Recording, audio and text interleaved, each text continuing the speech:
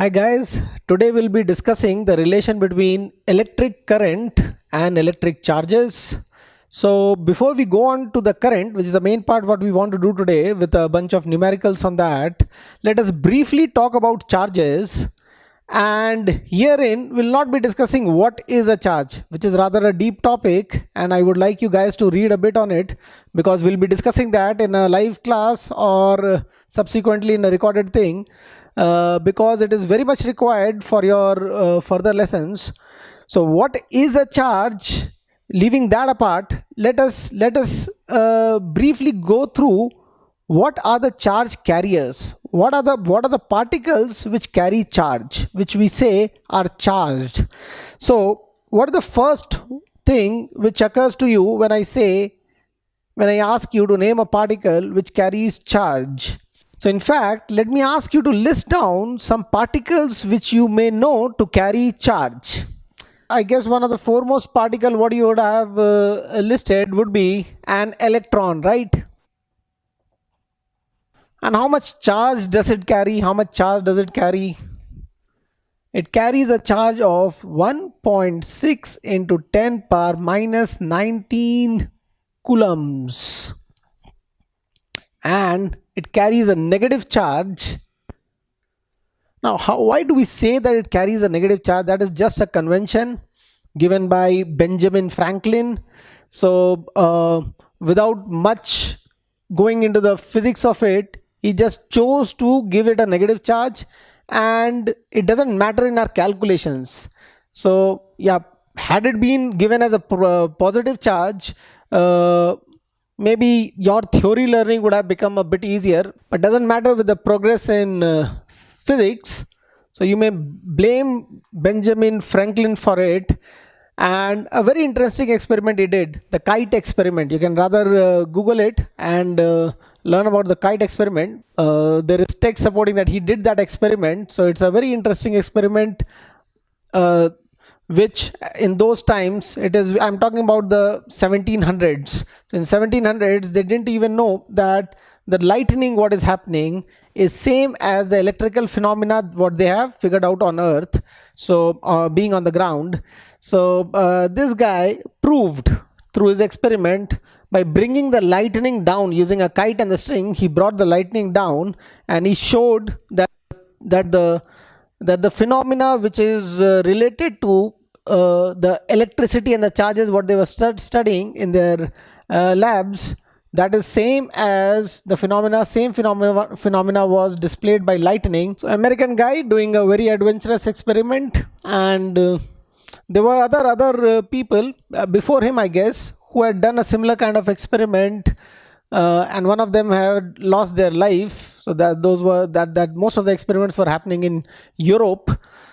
Now this minus, the story behind the minus, I told you, it's just a convention chosen by Benjamin Franklin, and so don't worry about why electrons are negative. Electrons have a certain property of charge. What are charges? We need to know that, so I'm not discussing that. So charges exhibit a certain property. Electrons exhibit a certain property which is opposed to what protons exhibit. So one of them would be called as positive and the other one would be called as negative. So electrons were chosen to be called negative. So the other one, as I said, is proton. Proton is also a particle which carries charge. How much is that? That is exactly the same, 1.6 into 10 power minus 19. By the way, it's 1.602 something to be more precise, but we'll rather do with this value. This is good enough for us. So many coulombs, and this time it's a positive. This one electron charge or one proton charge is called an elementary charge. It's called an elementary charge.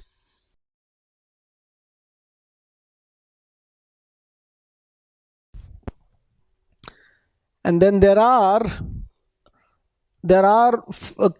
charge carriers which carry fractional charges but don't exist independently. Those are called quarks, and you don't have to bother about them at all.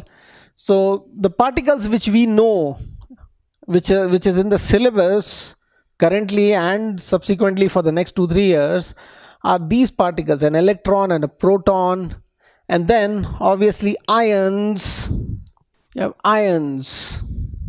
So ions can be your cations, which are positive, say in red, and your anions, which are negative. So basically, what are ions? Ions are atoms which don't have equal number of protons and electrons. If you have excess of proton or say dearth of electrons, then those are called cations. That would be say Na plus, K plus, H plus, Cu2 plus. There are various cations.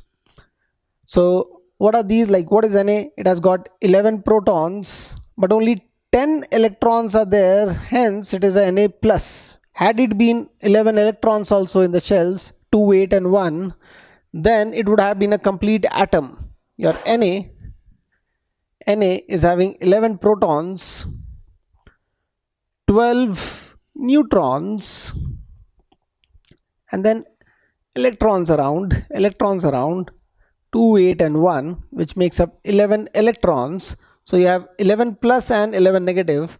But if I remove one of the electrons, one electron is gone, you have 11 plus and 10 negative, makes it 1 positive.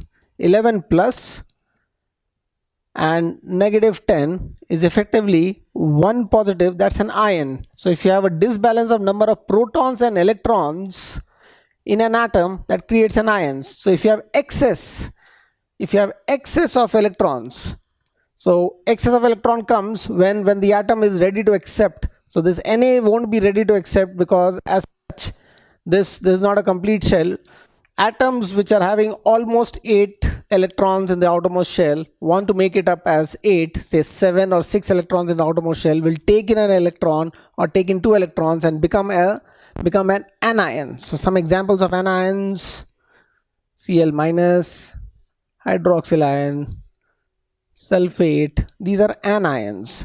So these are big fat charge carriers because effectively they are having that extra electron on it. So electron is a basic charge carrier. This is having an extra electron on the whole bulk of Cl. And this H plus, mind you, H plus is nothing but the proton itself. Because what is H? What is H?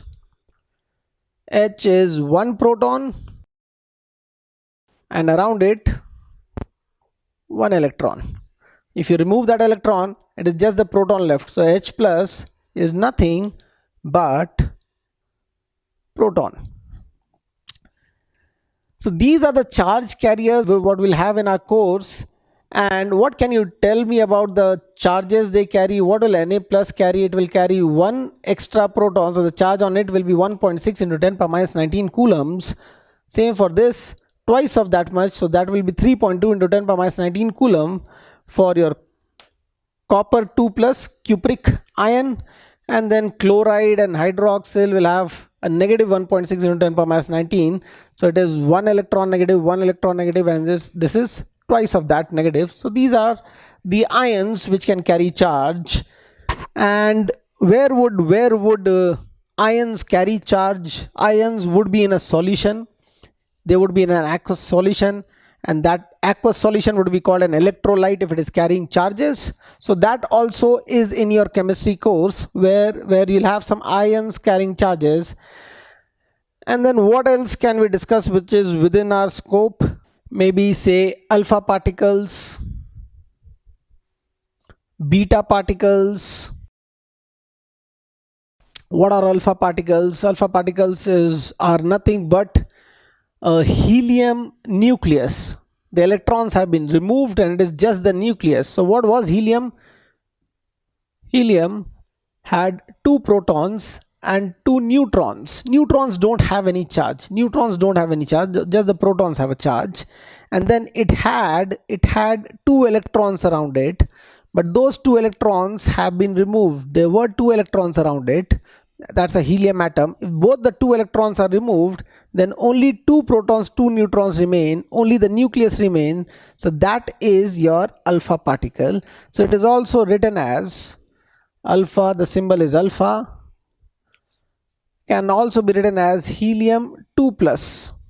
because that's a helium ion. So when I'm talking about alpha particle, I'm talking about a cation of helium 2 plus. Now what is beta particle? Similarly, beta, the symbol of beta is this, but basically it is nothing but an electron. So generally we talk about alpha particles and beta particles when nuclear phenomena are happening. That means an electron is getting shot out of the nucleus of some atom. We say a beta ray has come out. So anyways, if these things are moving, then that is going to constitute a current. So hence we are talking about these things. Now another thing I would like to comment on is the unit of charge. What is the unit of charge? What is that C? That is coulombs. That is C is coulomb, and all units by convention is written in, starts with a small letter, even though it is after the name of a scientist, Charles Augustin de Coulomb, a French guy. So mostly these French people were doing a lot of experiments in those times, again in 1700s. So just to honor him, the unit, SI unit, was named after him as Coulomb. You'll be doing Coulomb's law in class 11, wherein you'll know how much of work he has done with what is the effect of charge around it. So what is the electric field around a charge, that kind of work you'll be studying about Coulomb. So the unit was named after him. That is in 1900. The guy would have died in some 1800. That's after 100 years the honor was given. So basically these are the charge carriers about which we'll be talking about, the movement of which we'll be talking. So let us come to the word electric current. I hope you have noted down this thing. Elementary charge, by the way, is called E. So a electron is having a charge of a minus 1 E, and a proton has a charge of E. So even though E is a letter which depicts that it's the electron charge, but the electron has a minus E charge and a proton has a plus E charge. E is a positive quantity. It is plus 1.6 into 10 power minus 19 coulombs. And all charge particles will come in multiples of E's, that elementary charge. You have nothing which is a fraction of E which exists as independently. I said cork is having a fraction of E, but that doesn't exist independently.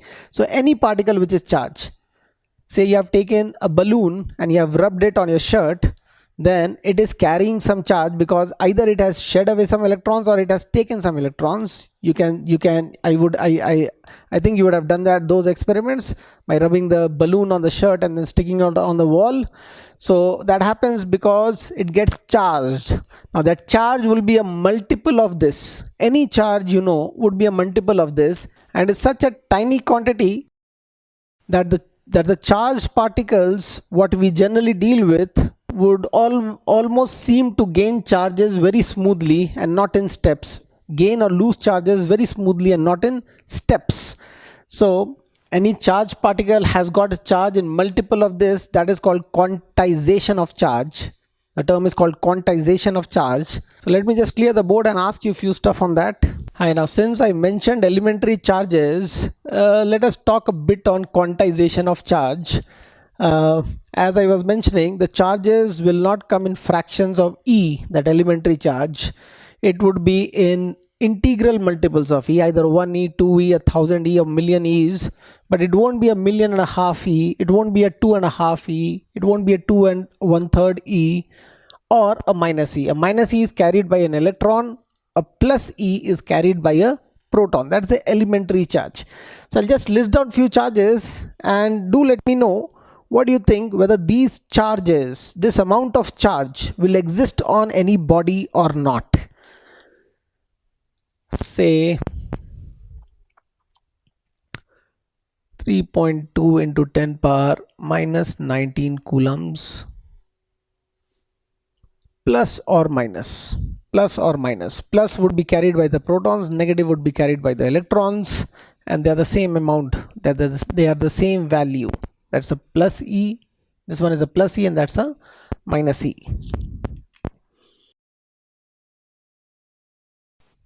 then a plus or a minus 0.4 into 10 power minus 19. Will anything carry this much of charge or not? Will anything carry 0.8 into 10 power minus 18 coulombs or not? So do let me know what do you think, whether these charges are possible or not, and a bit of discussion on, say, plus or minus 0.001 coulomb. When we are talking about something which carries this, whether this charge on something is possible or not. Yeah, I hope you have given an answer. Clearly we can see this is twice of E, so this is equal to 2 times E. E is the elementary charge, so this is very much possible because 2 is an integral number. That if it is plus, then it is made up of 2 protons. If it is a minus, then it is made up of 2 electrons, or it is having 2 extra electrons than the number of protons in it. Now what about this one, 0.4 into 10 power minus 19? How much of an E is it? How much of an E is it? It is 1/4 of an E, which is not possible. That is not possible. You can't have a fraction of a E. You can have 2 E's, you can have 10 E's, you can have billion E's, but you can't have a fraction of an E. Now what about this? I hope you have got the catch over here. It is 10 power minus 18 mentioned, so you can rather write it in 10 power minus 19 as plus or minus 8 into 10 power minus 19. So we have made it 10 power minus 19 as these were, and then we'll compare with the E. So how much of an E will make it 1.6? We are assuming that this is a precise value. There are bit of other decimal places and decimal numbers after this, but we are not going into that precision. So provided this is the precise value, how much would this be, or how much would this be? That's a 5 times E. That's a 5 times E, because it's 8 into 10 power minus 19. So don't think it was a decimal, but then there was extra 10 in it than the 10 power minus 19. There's extra 10 in it, so that is 5 times E, and this is very much possible.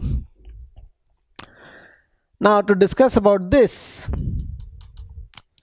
now technically maybe this is not possible, but then in physics, if we have written the answer till here, if we have written the value of something till 3 decimal places, we don't assume that the rest is all 0.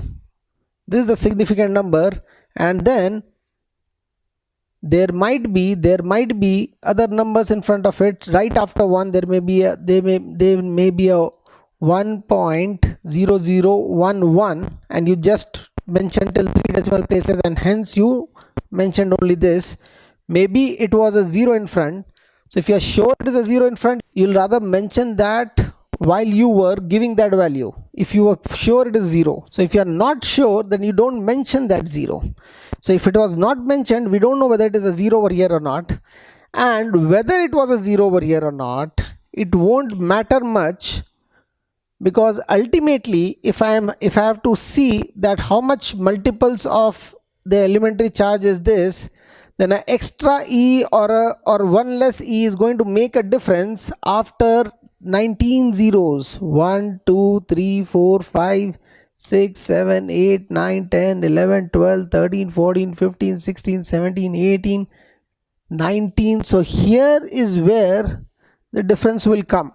So if the question asked is whether this charge 0.001 charge is that possible or not, then you will not say that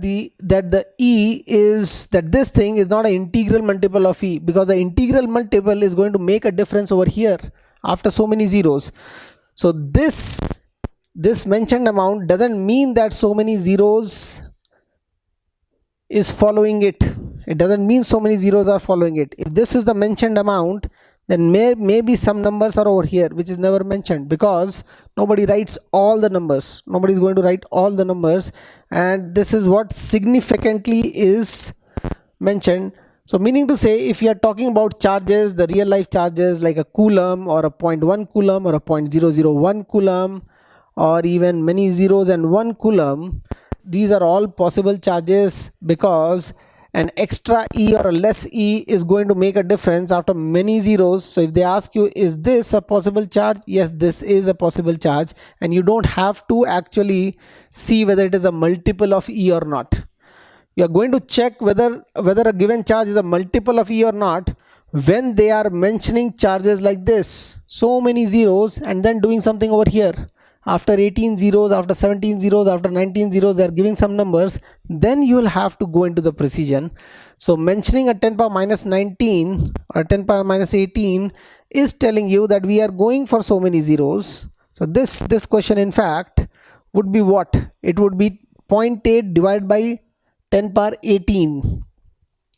So that means it would be 0 0.1 2 3 4 5 6 7 8 9 10 11 12 13 14 15 18 and a 8. This one is this. So if they have mentioned this, whether this is possible or not, then you are going to check out that here it comes as an integral multiple of E or not. If they have mentioned these kind of things and so many zeros are not mentioned, then you don't have to bother about it. So these are all valid questions, and this you would straight away say that this is too large a number, and the electron, one extra electron or one extra proton makes a difference after many decimal places. So this one is very much possible. So this is what is quantization of charge.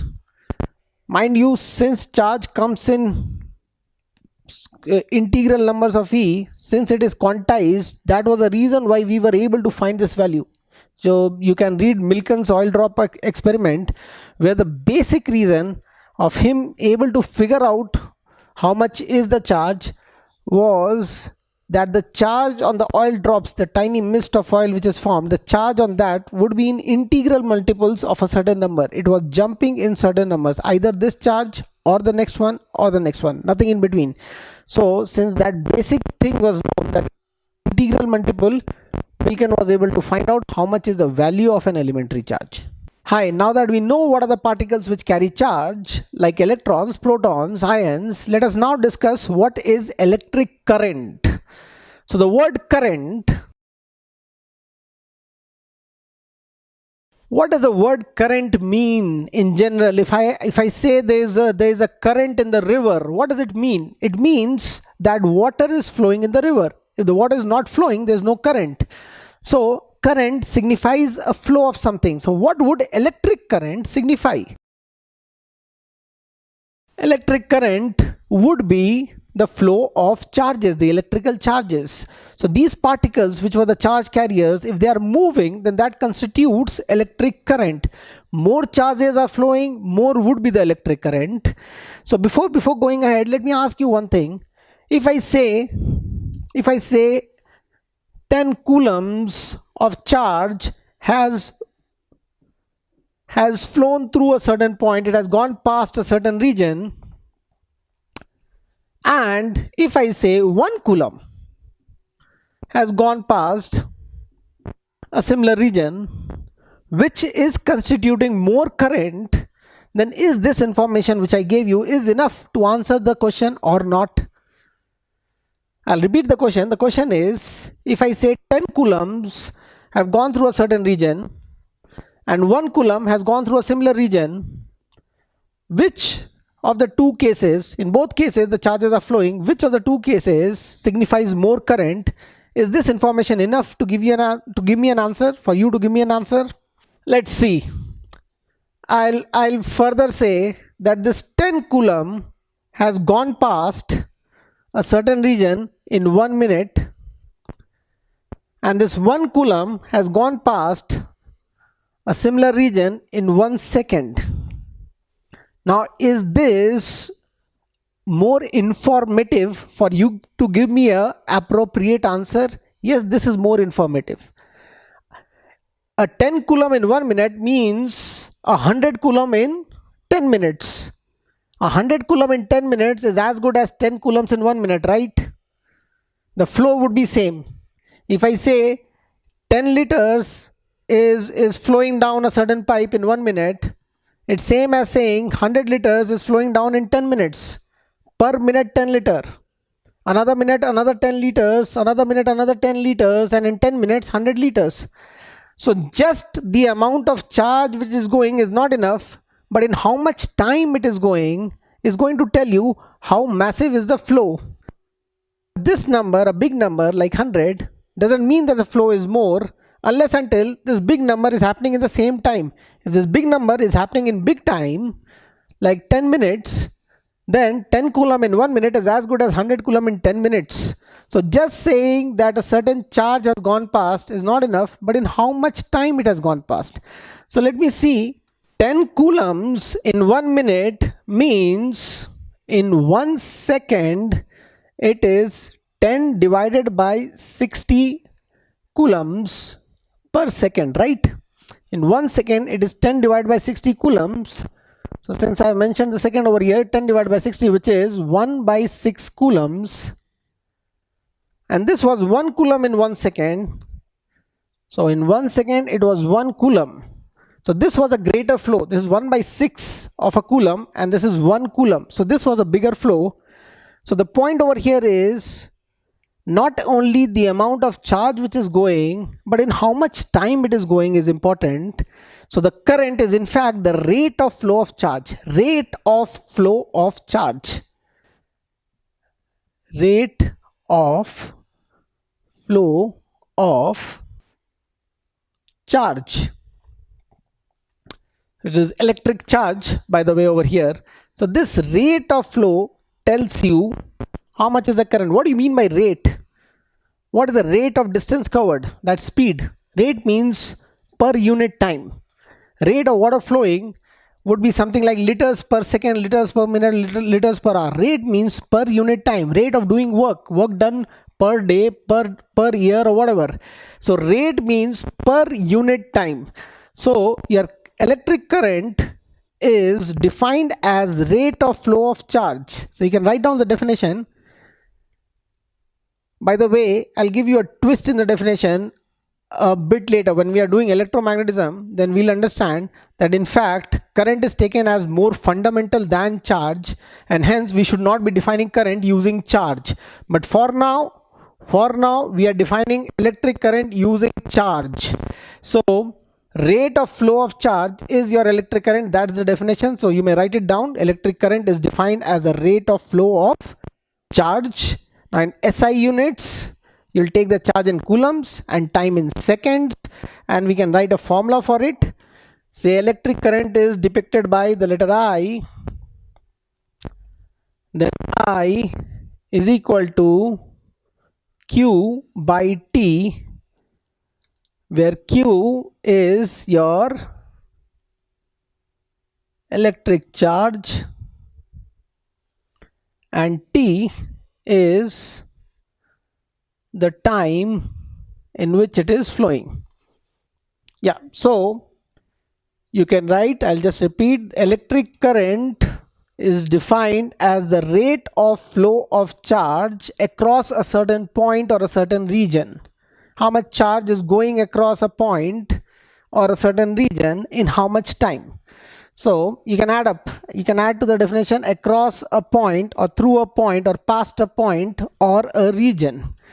So if I'm going for the SI units, then I'll take the SI unit of charge, which is coulombs,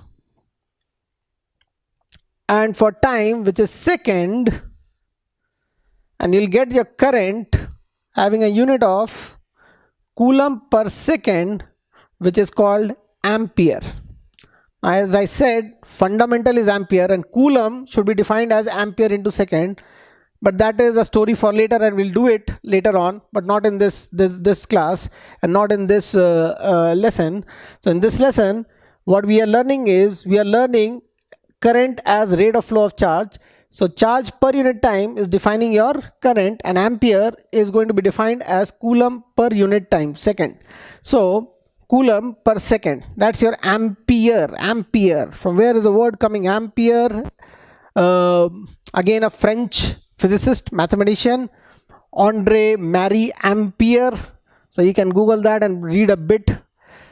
These guys have done. He was in fact the father of electromagnetism. Electromagnetism was called electrodynamics those days, So again the same era, a bit later after Coulomb. After him it was later 1700s and early 1800, when this guy did a lot of work and built a lot of devices. I think telegraphs and all was built by him. So this guy Ampere, to honor him, current unit has been called as ampere, and that's ampere. You will notice again that I'll start it with a small a. The guy's name is with a capital A. The unit is called ampere with a small a, and the letter which depicts the unit is a capital A. So mind you, these are the conventions what we use, and this is how ampere is written, not with a capital A, with a small a. And the abbreviation is having capital A in it. So ampere is equal to Coulomb per second.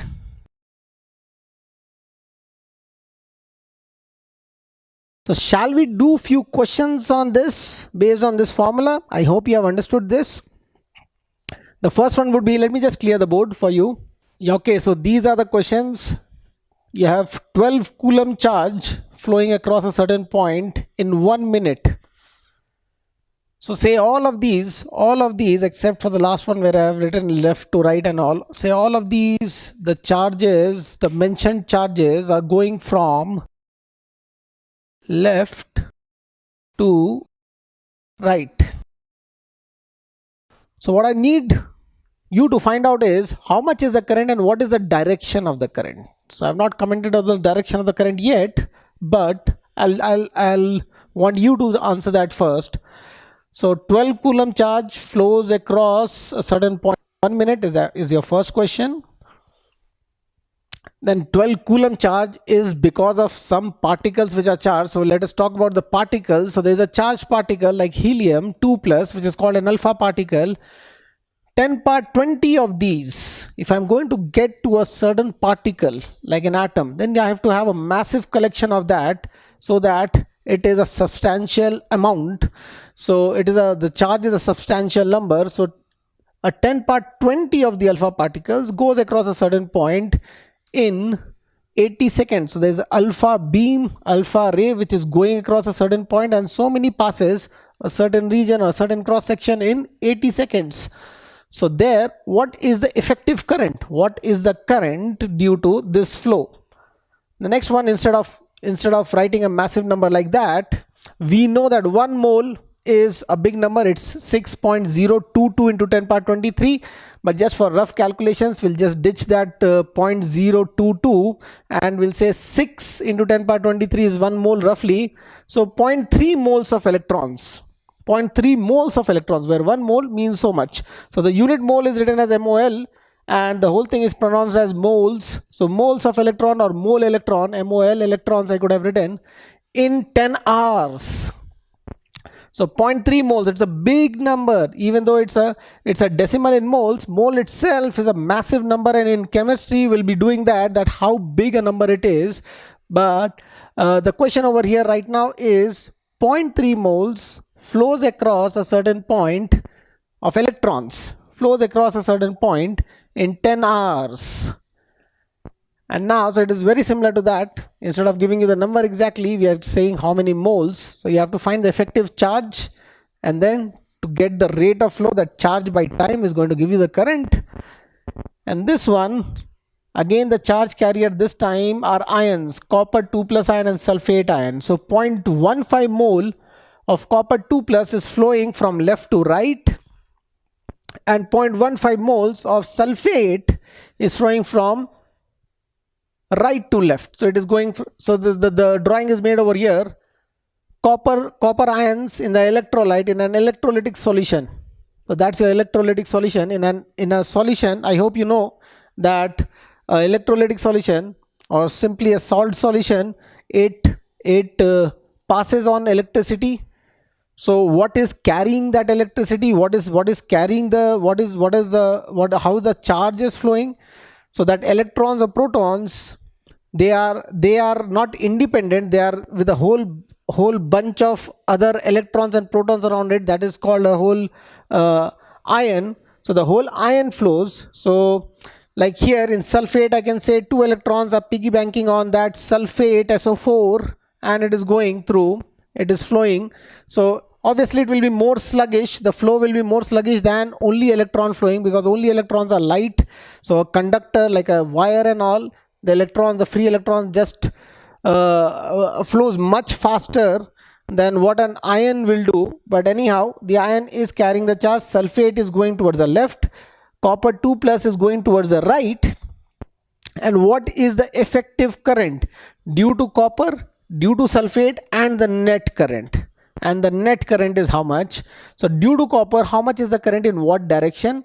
Due to sulfate, how much is the current in what direction? And what's the net current? So just do these 4 questions and we'll discuss that one by one. I really hope that you get all of them right. So take your time, pause the video, and once you are done, you just fill in the answer and then we'll check. And mind you, don't get into the mind frame of saying that I don't know moles, how can I do it? So the number how 6 into 10 power 23 came, 1 mole is equal to that much, is not important. If I say 1 dozen electron is going past a certain point, then in so much time, then how much is the current? You can't say that I don't know what is, how they found out what is dozen and all. What we know is dozen means 12. Why it was named dozen and all is not our concern. So if I say 1 dozen electron is going through, means 12 electrons is going through. If I say 1 mole of electron is going through, it means 6 into 10 power 23 electrons are going through. If I say 3 dozen is going through, then it means 3 into 12 is going through. So if I have a 0.3 moles, you would know that how many electrons are going through. I don't want to comment on that. So how many electrons are going through, you have to find out by the fact which is given. You don't have to have any prior knowledge of this. In fact, it is better if you don't have any prior knowledge, and just the facts what is written on the board, you can use that and get the answer. So do get all the 4 answers, apply yourself and get it right. Best of luck. So I hope you got these right. Let's discuss the first one. It says 12 coulomb is flowing past a certain point in 1 minute, say in a wire or somewhere. So 12 coulomb per minute it is going. To get the answer in amperes, you should have the charge in coulombs and the time in seconds, and we can apply this formula to get the current. So the current, capital I or small I, is how it is denoted. So say capital I write is equal to the charge. How much is the charge? That is 12 coulombs divided by time in second. How much is that? That's 1 minute, but 1 minute will not give you, 1 minute is not going to give you the SI unit. The answer is absolutely right. The answer is 12 by 1 coulomb per minute, but coulomb per minute is not ampere. Coulomb per second is ampere. So I'll rather convert this minute into seconds. So that becomes 12 coulomb by 60 seconds. Mind you, whenever I'm writing values in a physics formula, I always write the units. Without the units, it doesn't make sense. So sometimes you just write the number when you are in a haste, but the correct way is always writing the units. That is how you get a better hold of what you are doing. So your answer is 12 by 60, which is 2 by 10, which is 0.2 coulomb per second, which is called ampere. That's your first answer. I hope you got that right. Now the next one, again we have to apply the same formula. Not a big deal at all. You have charge divided by time. How much is the time given? It's given 80 seconds, so no conversions required over there. And then you have been given the charge in a bit of fancy terms, which is 10 power 20 helium 2 plus ions, 10 power 20 alpha particles. So let us see what is the charge carried by 1 alpha particle. 1 He2 plus is having a charge of 2e, where E is the elementary charge. It is having the charge of 2 protons. I already told you in the previous frames that 1 helium is made up of 2 protons, 2 neutrons and 2 electrons. 2 electrons removed, just 2 protons remains which carry the charges. So the charge is of 2 protonic charge, which is 2e, where E is equal to 1.6 into 10 power minus 19 coulomb. So it is 2 into 1.6 into 10 power minus 19 coulomb.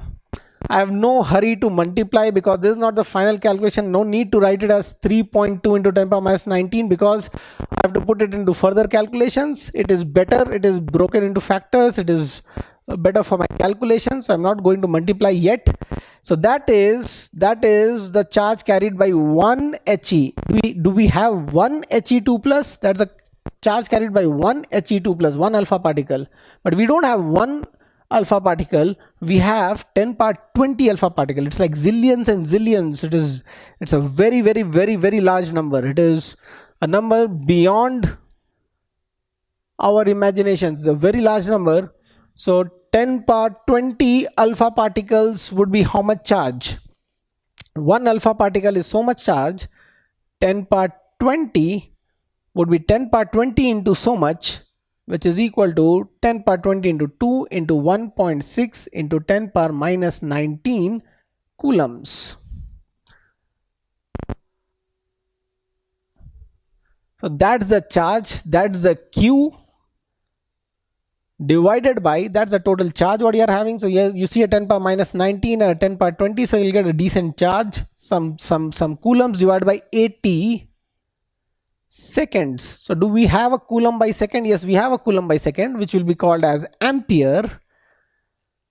And if you do the calculations, what do you get? You can cancel a 2 over here, and a 10 power 20 into 10 power minus 19 is effectively 10. So 1.6 into 10 will become 16.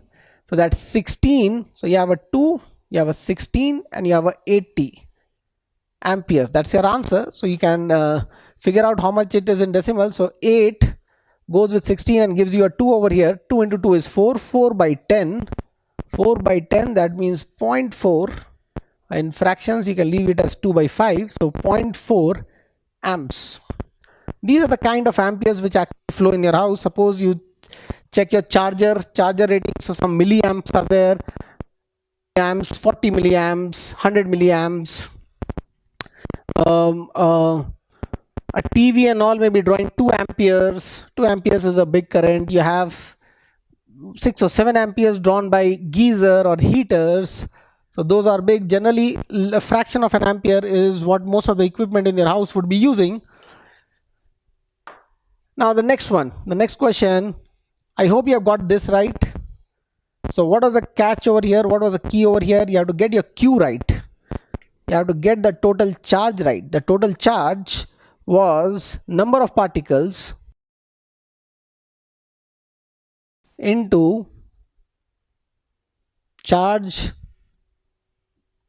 carried by each particle. So here number of particle in this particular question was 10 power 20, and the charge carried by each particle was 2 into 1.6 into 10 power minus 19 coulombs. Next question, question number 3.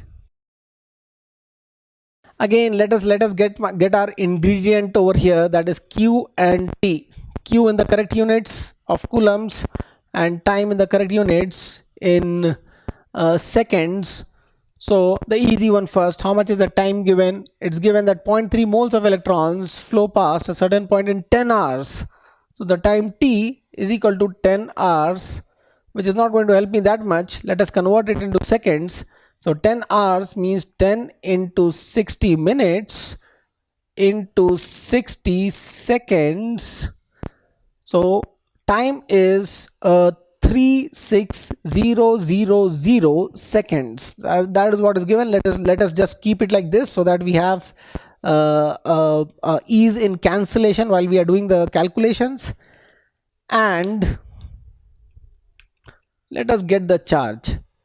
What is the charge given? Charge is given as 0.3 moles of electron. 0.3 moles of electron.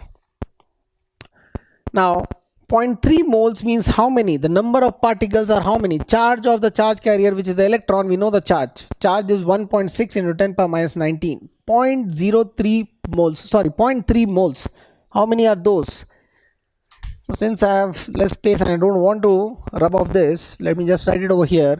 Yeah, okay. So how many particles we have? We have 0.3 moles. What does a mole mean? Mole means a collection of roughly 6 into 10 power 23 anything. I can say a mole of 100 rupees note I'm having. That's like too much. I would be richer than any person in this world. In fact, combined richness of all the persons in this world would still not beat me if I have that kind of money. There's a very big number. It's not like a billion or so. It is a billion of a billion of a billion. It's a very big number. So 0.3 into 6 into 10 power 23, these many particles, these many electrons I'm having, and each electron has a charge of minus 1.6. So I'm just ignoring the minus right now over here. It's negative charge, minus 1.6 into 10 power minus 19 coulombs. So this is the total charge carried. So the total charge carried is so much. Hence the current, which I'll write over here. In fact, I'll just write over here. Current would be this number divided by, so let me write the current over here. The current will be this number divided by in how much time it is going past a certain point or a region. So this is, the time is 10 into 60 into 60 seconds. So I've got my coulomb per second. So I'll call that as ampere, and we'll do some cancellations over here. We have a lot of zeros on top also. 10 power 23, 10 power minus 19. So 10 power 23 into 10 power minus 19 is going to give me 10 power 4. 10 power 23, 10 power minus 19 means 1 divided by 10 power 19. So 10 power 23 divided by 10 power 19. So 1 and 23 zeros divided by 1 and 19 zeros. So we are still left with 4 zeros. So 10 power 4 on top. So I'll just rewrite it and use those zeros to make these decimal values as proper values. So I'll use, out of the 4 extra zeros I'm having, I'll use one other zero to make it a 3. The 6 is a 6. 1.6 I'll make it a 16, so that I'm little at ease with my calculations. So I've consumed 2 zeros out of the 4 zeros I'm having. So I'm still left with 2 zeros on top. So that's a numerator divided by, the denominator is 10 and a 60 and a 60, and the whole value is so many amperes. So what we get is, we cancel a 0 and a 0, 0 here, 1 0 is still left. 1 6 straight away cancels, good for me. 1 6 straight away cancels. And this is a 3. So 3 into 2 into 8. So 16 is a 2 into 8. So which will cancel out. So 3 with 6 will give me a 2 at the bottom, which will cancel with 16 and give me a 8 on the top. So what I see I'm left with is 8 and a 10. So 8 by 10 ampere is my answer, which is equal to 0.8 amps. So I hope you got that. And then about the direction, in the first two, both here 12 coulombs is written, so it means a plus 12 coulomb going from left to right. So current is also going from left to right. The current direction is the direction of flow of positive charge. Here also alpha particles are positive charge going from left to right, so the current is left to right. So I'll just mark the direction of the current. Current left to right, current left to right. Here the electrons, in this particular case, the electrons are flowing from left to right. If the electrons are going this way, then the current is going in the opposite direction, because electrons are negative in charge. Negative charge going from left to right is effectively positive charge going from right to left. There's no actual positive charge movement, but the effective current is obviously not the direction of flow of negative charge. It is the direction of flow of positive charge. So it is reverse of the direction of flow of negative charge, electron being negative. So the current direction becomes right to left. So here the answer is 0.8 amperes from right to left. That's your third answer. So those who were stuck with how to convert 0.3 moles of electrons into how much effective charge it is, which is 0.3 into 6 into 10 power 23 into 1.6 into 10 power minus 19, that's the effective charge, may now try out this if they have got it wrong. So you can pause the video and then come to that. In the meanwhile, I'll just clear the board. So now let us analyze this question number 4. So here what is happening is you have two charge carriers. You have copper 2 plus as well as sulfate 2 minus. So what is the charge carried by one copper 2 plus? Let's see that. Copper 2 plus. It means that from a normal copper atom, 2 electrons are short. If 2 electrons are short, means 2 protons are in excess, then the charge carried by this would be 2e charge, a plus 2e charge, which means 2 into 1.6 into 10 power minus 19 coulombs. You see, I don't write 2e coulombs. E is itself 1.6 into 10 power minus 19 coulombs. So E is having a unit. That elementary charge is a unit. So then the charge carried by copper 2 plus is so much. How many of them are there? So the total charge constituted by copper 2 plus, let me write it as QCU2 plus cupric, is equal to 0.15 moles, meaning to say 0.15 into 6 into 10 power 23 roughly. Mind you, I'm not using the exact value of the moles over here because we are doing a bit of rough calculation and just getting into the concepts of these questions. So that's the total number of copper ions given to you, and each copper ion is having 2e charge, which is 2 into 1.6 into 10 power minus 19 coulomb charge. So that's the key. I hope you've got the total charge right. So in these questions where your I is equal to Q by T, hardly they can make any difficult question. Just they can play around with the charge, they can play around with the time. So they can change the units of time and give you charge. The various variations I am giving you can be the only complication what they can throw in. So Q is so much. So first we are wanting to find how much is the current due to copper moving from left to right, as it is given, moving from left to right. So copper 2 plus, the movement of copper direction would be the movement of the current direction, because copper is a positive charge. So movement of positive charge is the current direction.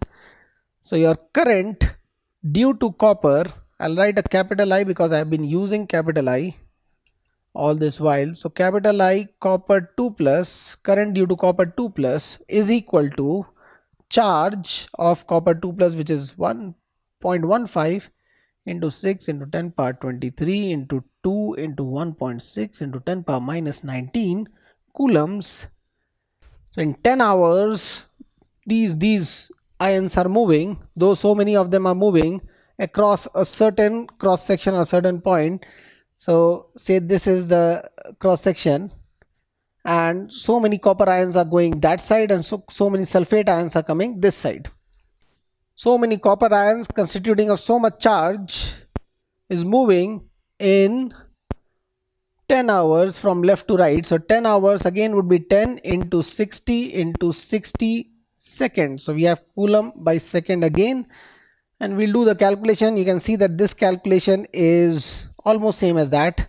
Instead of a 0.3, I have a 0.15. 0.15 is half of 0.3. So I gave you similar numbers, so you don't have to calculate again and again. 0.15 is half of it, but I've got a 2 over here. So 2 into 0.15 makes a 0.3, and the rest is all same. So you may do the calculation again, but it will give you 0.8 amperes. And let me also make an arrow for the direction. It is from left to right. So it is going this way. The current is going this way. The current is going that way. That's your answer for the current constituted by copper ion. In the same question, in the same electrolyte, in fact, The current constituted by sulfate would be, let us figure out how much is the charge on a sulfate. Sulfate ion is 2 minus, that means it again has minus 2 elementary charge. So minus 2 electron charge, so that would be minus 2 into 1.6 into 10 power minus 19 coulombs. So how much of a charge was there on copper 2 plus, on cupric ion the same amount of charge is on sulfate but negative of that, and then same amount of sulfate, which is 0.15 mole, is going from right to left. So in fact the charge due to sulfate will be 0.15 moles into the charge carried by sulfate. So since it is negative and 0.15 mole, 0.15 into 6 into 10 power 23, those are the number of particles of sulfate, those many ions of sulfate, into the charge of each sulfate is 2 into 10 into 1.6 into 10 power minus 19. The minus I put over here. So you can see that this calculation is same as that calculation. Instead of a plus, I got a minus this time, and it is going past in the same time, which is 10 hours. So the current due to sulfate would be charge due to sulfate divided by time. So charge due to sulfate and charge due to copper was same. So what I'll get is same calculation, same time. So I'll get a 0.8 amperes again, because it is ditto same calculation. Let us look at the direction. The sulfates are going this way. It's written that it is going from right to left. So the sulfates are going this way, but sulfates are negative. Hence the current constituted by sulfate would be that way, which is left to right.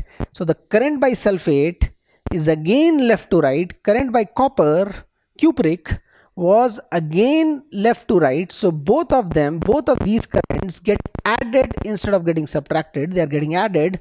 So it is the positive particles moving this way and negative particles moving that way is giving an effective big current in the left to right direction. So it's not cancelling out. Had the positive particles moving this way and positive particles again moving that way, so some positive moving this way, some positive moving that way, would have effectively cancelled the current and it would have been no current.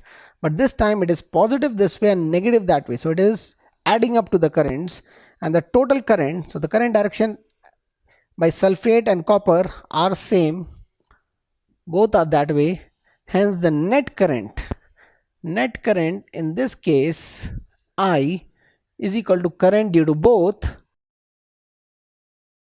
which is equal to 0.8 plus 0.8, which is 1.6 amperes.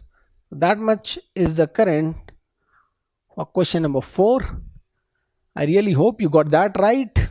If you haven't, then note down these, and if you have doubt in this, please jot down your doubt after going through the video. If you still have doubts, you jot it down, and we'll discuss that in the live doubt session, and you can very well post the doubt in the forum. So that is pretty much it for this formula. I is equal to Q by T, that is current is rate of flow of charge. So if the charge is flowing, it is having a certain velocity. So we have a formula in higher standards. You'll be doing a similar formula for current, where it will be related to the velocity of the charge carrier, particularly the electron. So the velocity of the electron will be constituting the current in a wire, in a conductor.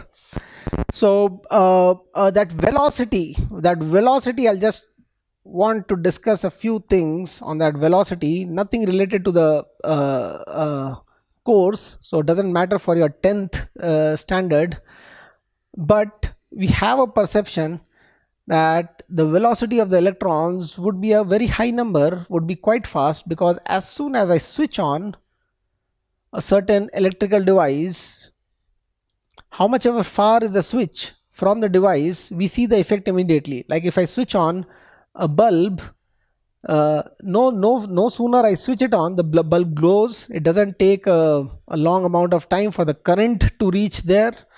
And similarly, if you are going to switch on a fan, it just switches on the time, it just starts rotating the time you put the switch on. So what do you think is the velocity of the current? What do you think is the velocity of the current? I'll just clear the board.